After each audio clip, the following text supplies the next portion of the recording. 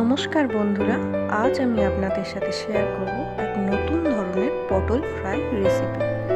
এই রেসিপিটি করার জন্য আমি নিয়েছি পেঁয়াজ কুচি, লঙ্কা কুচি, টমেটো কুচি, চিংড়ি মাছ এবং পটলটাকে ছোট ছোট করে কেটে নিয়েছি। প্রথমে কড়াইতে তেল দিয়ে পটলটাকে আমি নুন দিয়ে ভালো করে ভেজে নিচ্ছি।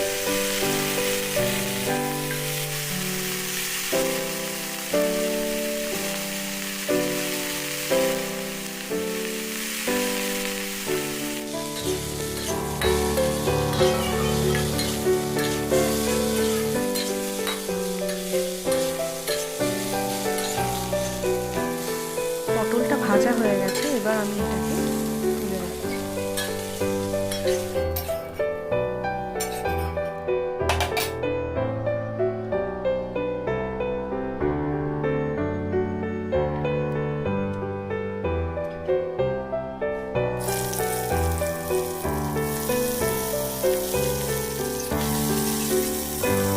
তারপর কড়াইতে আরও একটু তেল দিয়ে আমি দিয়ে দিচ্ছি পেঁয়াজ কুচি এবং তারপর দিচ্ছি চিংড়ি মাছগুলো।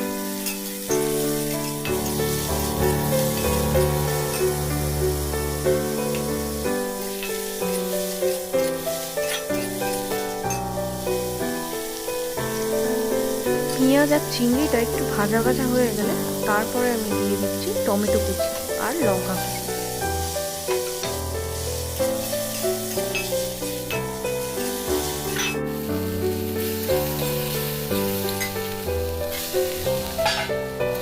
তারপর আমি ভেজে রাখা পটলগুলোকে এর মধ্যে দিয়ে দিলাম।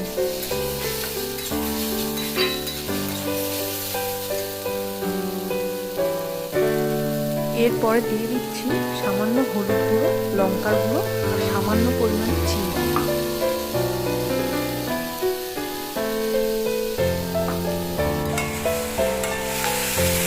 আমার রেসিপিটি একেবারে তৈরি হয়ে গেছে, এবার আমি এটাকে সার্ভ করে দেখাচ্ছি।